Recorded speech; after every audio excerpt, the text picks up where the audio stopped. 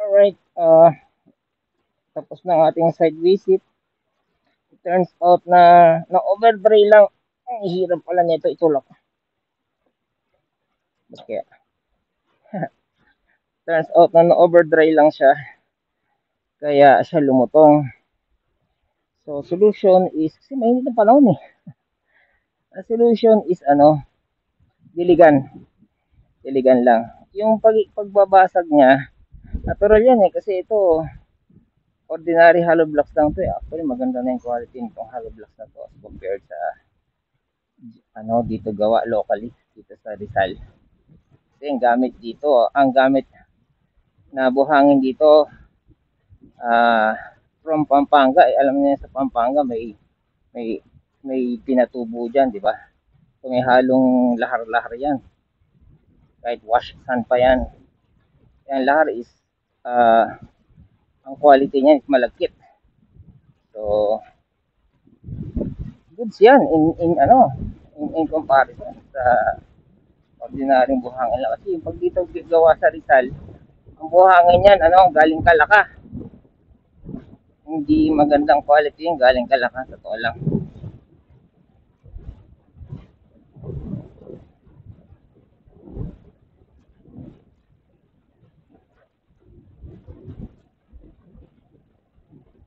Balik na tayo. Saan naman tayo? Anong oras na ba? Last stress, balik na pala tayo. Mag-charge na tayo. Uwi na tayo. Magdadagdag ako ng perforation habang nag-charge dun sa butas.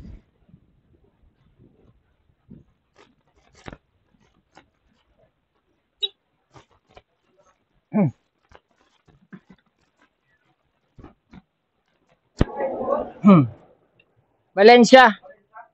I-deliver nila yung bangkay ba? Bangkay ng baby. Sa Tereses, Dragon 1. Yeah.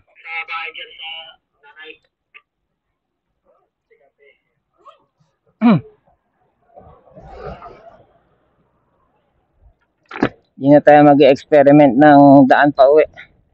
Hindi na tayo dadaan ulit sa pinanggalingan. After all, maganda naman yung dinahanan ko eh.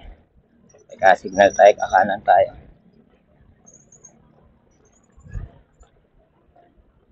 Deliver yung bangkay ng baby. That's sad. Oh, may bombero. Oh. Sorry, Skyplates.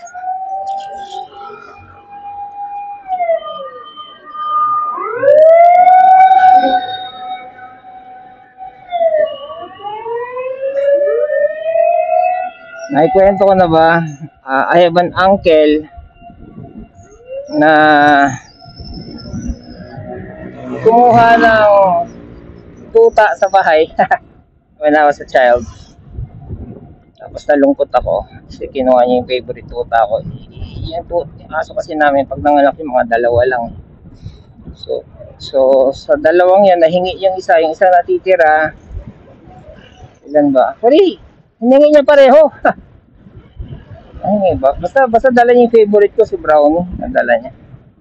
So dinala niya sa probinsya. Pagbalik niya, tinanong ko, asa na si balik mo na. Ibalik mo sa akin yan, si Brownie. Sabi ko, ay, nasagasaan ng bumbero. Sabi ko, bumbero? Oo, yung bumbero nga. Minsan nakasagasa pa ng tao yun, yung aso pa. Nakalungkot. Pag bata ka talaga, ang laking saya yung may alaga kang tuta. Akala ko sa mga napapanood ko sa video, yung OA naman to, lalo na pag babae, mag-aalaga, yung little girl, ganyan, na sireregaluhan ng tuta ng magulang. Na-emotional sila. Oh. That was a child, nalungkot ako nung kinuha yung tuta. Ayan may apoy. Parang may nagsiga siguro no? Tuloy-tuloy. I am number 3. Nakakita ko kanina ng ng bumbero truck na yung mga bata dito. Bumbero truck na tawag nun, nag-iigib ng tubig sa fire hydrant. Yan ko na pagtanto na kapag ikaw pumarada sa tapat ng fire hydrant, good luck. Chances are, may pang-tow ba ang bumbero? Basagin yung, sa stage, ganun daw ginagawa nila eh. Basagin yung bintana mo, through and through yung hose sa sasakyan mo. They can do that. And you won't be able to file a suit kasi it's your fault. Ganon.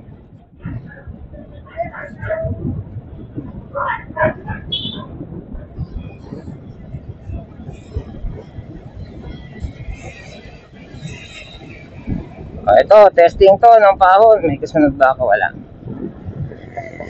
Testing ng pasumagin. Nag-iisa ako. May pagbabago ba? Ayan. May nabagalan ko. Anong makukuha pag mabagal eh. Yung wala nang buwelo.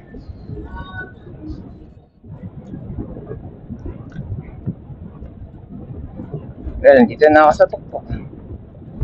Nag-observe pa rin ako.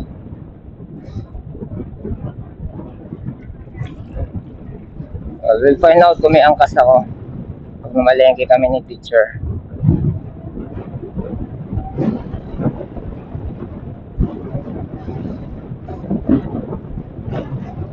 Sino ba yung attorney? Former sundalo na attorney? Sino nga ba yung kalimutan ang pangalan niya? Nag-live kanina, pinanood ko. Parang official sasabihin yan eh.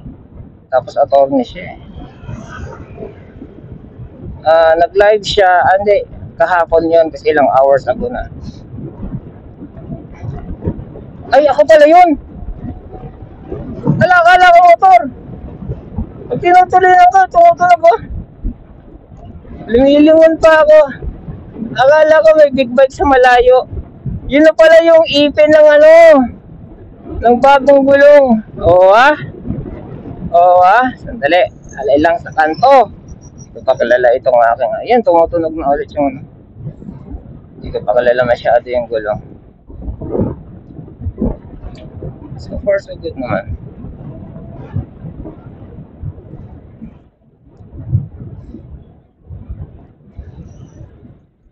Tunog yung gulong. Anyway, back to attorney o mayor kung ano man siya.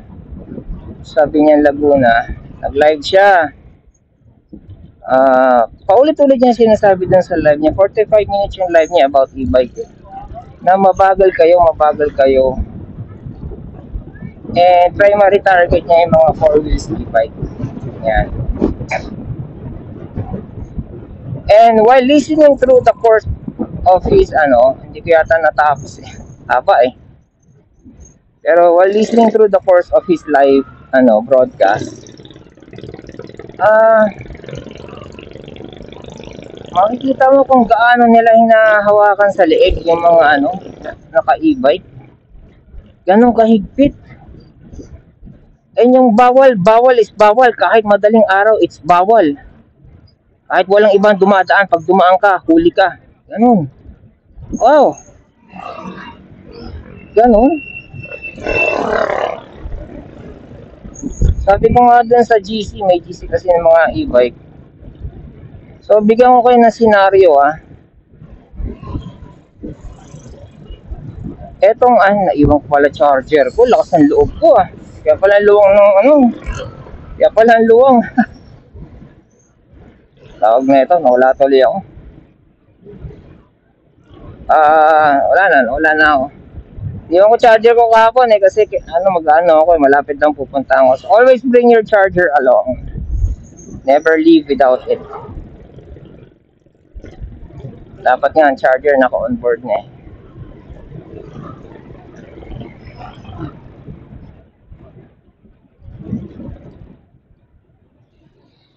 Lagi yung sinasabi na mabagal ang e-bike.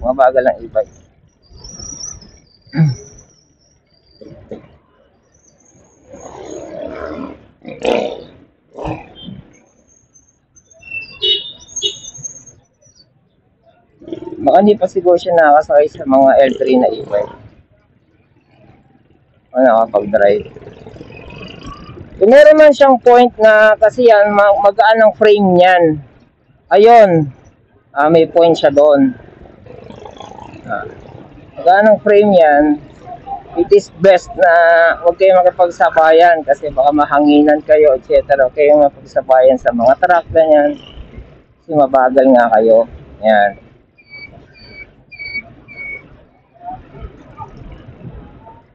Well, hindi pa ako nakapag-drive ng ganon, first of all.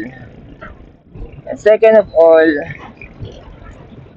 hindi pa ako nakapag-drive for me to judge, number one. And second of all, yun na yun.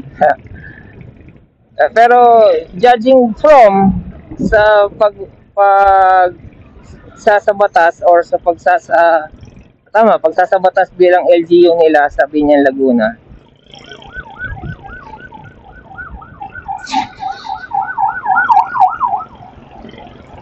napaka-bigat na krimen ang pag-i-impose nila. Isipin mo bawal ang 4 wheels. Okay?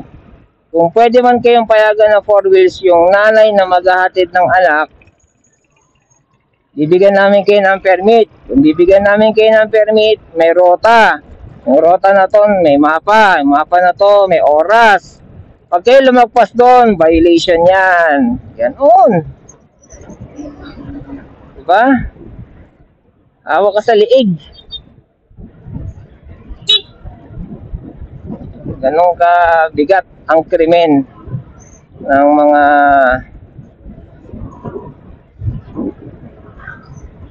tao na naghahangad na makameno sa gas, number 1. Number 2, whether they're aware of it or not, they are helping the environment as far as gas is concerned. Sabihin na natin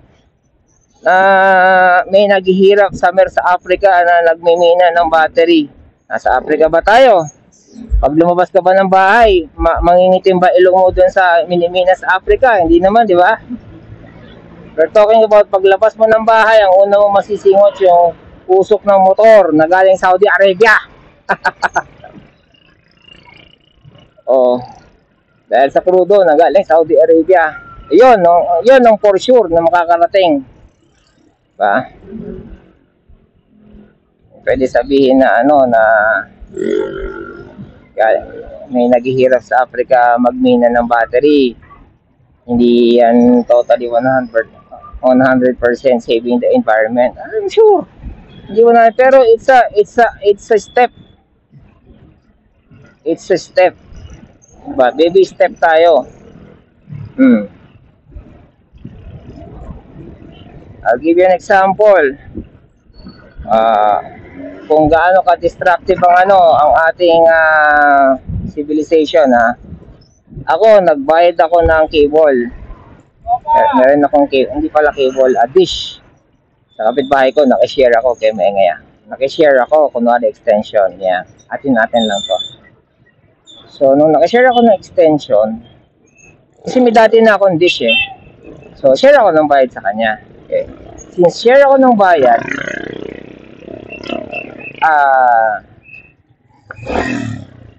nakakagamit ngayon ako ng cable. Ngayon, unfortunately, dahil sa dalawa kong puno na malaki, actually, yung isa lang yung puno ko doon, yung isa sa kabilang bako doon sa may kabilang, hindi siya subdivision, sa kabilang lote na malaki, kay Lopez. Nakakaharang. So, ginawa ko, nagbayad ako ng professional na taga-tabas ng dahon. Pinatabas ko, talagang kalbo. So, luminaw yung luminaw yung TV, yung cable. Aba, isang umaga yung yung mga naputol na dahon, sampalok yun mga naputol na dahon. Hindi naman totally pinutol yung puno. Tinapos, kinalbo lang. Sa ganun si teacher, madaling matutuyo yung kanyang sinampay na wala pang COVID, nirereklamo niya na sa akin. Sabi niya, Daddy, putulin mo naman yung puno o yung sanga, etc. etc. Sabi ko, sige, one of these days. In fairness to me, I tried. I tried a little bit. And despite my galos and sugat and mga tools na binili ko, I'm not, I'm not, parang marami pa akong kakainin bigas. Yun na lang yun.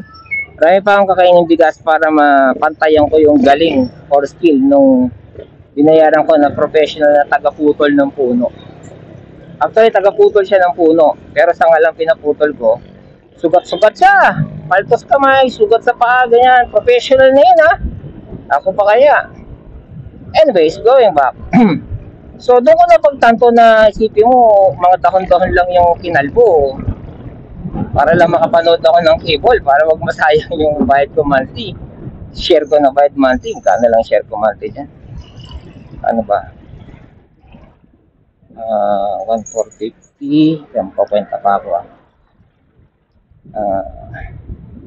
157. Mga 300. Share ako ng 300 naman. Woo! It's a risk. Ano walang Karen dito? Yeah, wala. Anyways, so, as I was saying,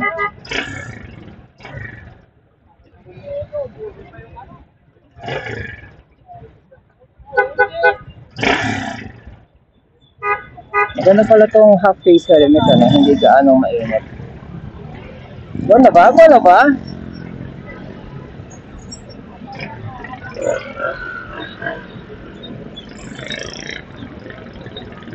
Kung high blood mo po mga motorista.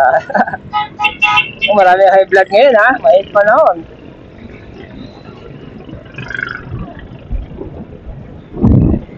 Hindi ko ba kabisado yung ano nito, yung maneuverability nito. Kasi manipis yung harap as compared sa likod. Kaya yeah, it will take me a little bit of getting used to. Ako mamaya mag-aangkas na pala ako.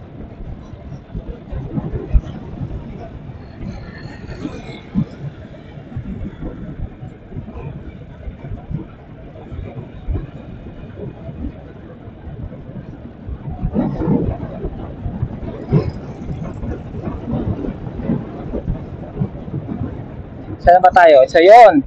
So, isipin mo yung mga naitutulong nitong mga nanay, PWD, at yung mga tao simple lang na nagtitipid, practical.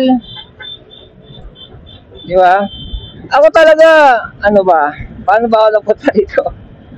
Bisikleta lang gamit ko, yung magmotor. From bisikleta, gusto ko pedal assist. Tapos, si teacher, may mga lakad din kami. Hindi ko naman siya pwedeng basta iangkas sa pedal assist. Kaya dito ako napunta with the help of my pamangkin. Yan. When I say pamangkin, jowa yun ang anak ko. Yun, siya yung nag-ano neto. Siya yung kasi siya, mekaniko siya. May motor siya, mekaniko siya sa Toyota dati. Hanggang ngayon,